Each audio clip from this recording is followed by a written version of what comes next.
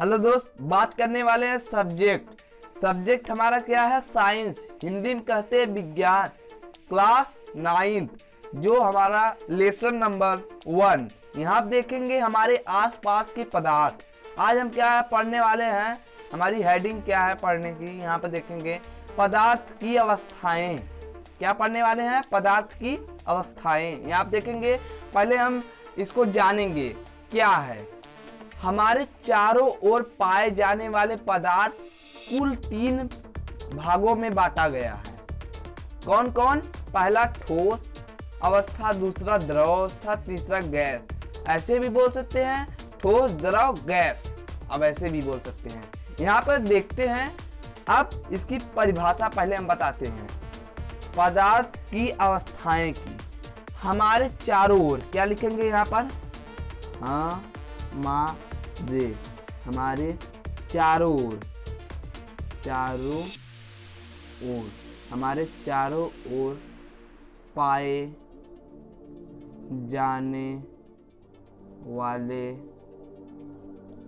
जाने वाले पदार्थ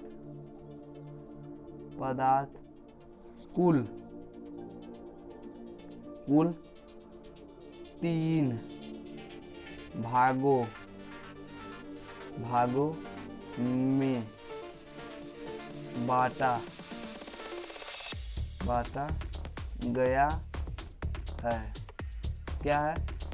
हमारे चारों ओर पाए जाने वाले पदार्थ कुल 3 भागों में बांटा गया है। पहला कौन सा है? पहला हमारा है जो है ठोस अवस्था, ठोस अवस्था। अब दूसरा क्या है? हमारा दूसरी क्या है? द्रव। यहाँ पे क्या लिखेंगे? द्रव अवस्था। तीसरा क्या है? गैस। तीसरा गैस है,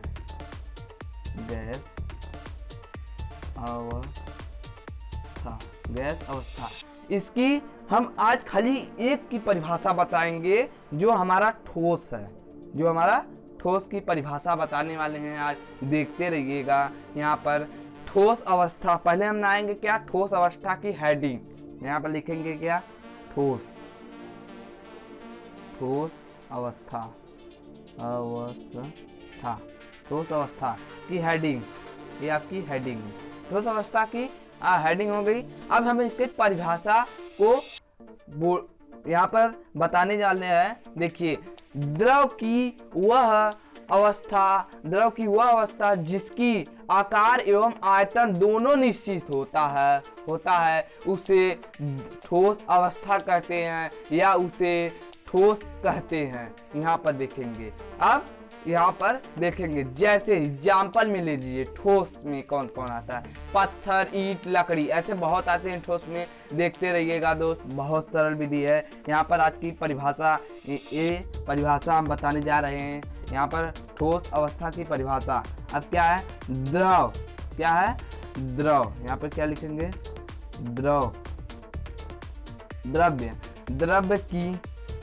द्रव्य की वह अवस्था, द्रव की वह अवस्था जिसका, यहाँ पे क्या लिखेंगे? जिसका आकार, यहाँ पे क्या लिखेंगे? आकार एवं, यहाँ पे क्या लिखेंगे? एवं आयतन दोनों निश्चित हो। क्या लिखेंगे? निश्चित हो। यहाँ पे निश्चित हो उसे ठोस, क्या लिखेंगे? यहाँ पर ठोस अवस्था, यहाँ क्या लिखेंगे? अवस्था ठोस अवस्था। जैसे एग्जाम्पल में ले लीजिए, उसे ठोस अवस्था कहते हैं। पहले ले दें, कहते हैं ठोस अवस्था कहते हैं। एग्जाम्पल में यहाँ पर ले लीजिए, एग्जाम्पल जो है उदाहरण भी बोल सकते हैं आप। यहाँ पर देखिएगा दोस्त, बहुत सरल विधि परिभाषा है इसकी। यहाँ पर क्या है, जैसे पत्थर, क्या है पत्थर, और क्या है ईंट, क्या है ईंट। दूसरा क्या है लकड़ी। ऐसे बहुत सारे होते हैं दोस्त, हमने 3 यहाँ पर बता दिया है। अब देखिए पॉइंट में क्या है, पॉइंट में ये है ठोस। ठोस अवस्था का घनत्व, ठोस अवस्था का घनत्व सबसे अधिक होता है। इसको गर्म करने पर प्रसार करने बहुत कम होता है, प्रसार बहुत कम होता है। इसको अणुओं के मध्य, ये तीसरा टॉपिक है, इसको अणुओं के मध्य रिक्त स्थान कम होने के कारण यह संपिद्ध होता है। अब यहाँ देखेंगे हमारी पहला परिभाषा क्या है, पॉइंट में देखते हैं। यहाँ पर लिखेंगे क्या, पॉइंट, POINT, पॉइंट हो गया। अब देखेंगे क्या, ठोस अवस्था। यहाँ पे क्या लिखेंगे, यहाँ नीचे लिखेंगे ठोस अवस्था। क्या लिखेंगे, ठोस अवस्था, ठोस अवस्था, अवस्था, ठोस अवस्था। ठोस अवस्था में क्या है, अब यहाँ देखेंगे ठोस, ठोस, यहाँ पर ठोस हो गया, ठोस का घनत्व, ठोस का घनत्व, घनत्व सबसे अधिक होता है। ठोस का घनत्व सबसे, यहाँ पे क्या लिखेंगे, सबसे अधिक होता है, सबसे अधिक होता है। ठोस का घनत्व सबसे अधिक होता है। अब दूसरा पॉइंट क्या है हमारा, ये पहला पॉइंट हो गया। दूसरा पॉइंट में देखेंगे अब क्या है, दूसरा पॉइंट क्या है, अब यहाँ देखेंगे इसके गर्म करने पर प्रसार बहुत कम होता है। क्या लिखेंगे, इसको, यहाँ देखेंगे इसको गर्म, इसको है, इसको गर्म, क्या लिखेंगे, गर्म करने पर प्रसार, क्या लिखेंगे, प्रसार कम होता है। क्या होता है, प्रसार कम, बहुत कम होता है। यहाँ पे क्या लिखेंगे, बहुत कम होता है, बहुत कम होता है, बहुत कम होता है। अब क्या है, अब तीसरा हमारा पॉइंट में क्या है, तीसरा पॉइंट में क्या है, अब ये भी सुनेंगे। इसके अणुओं के मध्य रिक्त स्थान होने के कारण असंपिद्ध होता है। अब यहाँ देखेंगे इसकी परिभाषा, इसको, इसके, यहाँ पे लिखेंगे इसके अणुओं, यहाँ पे लिखेंगे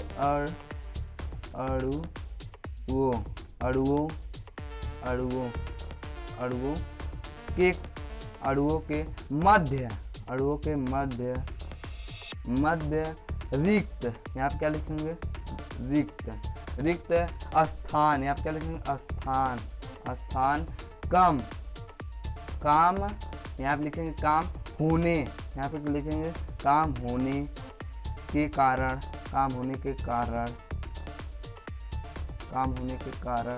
कारण हो गया।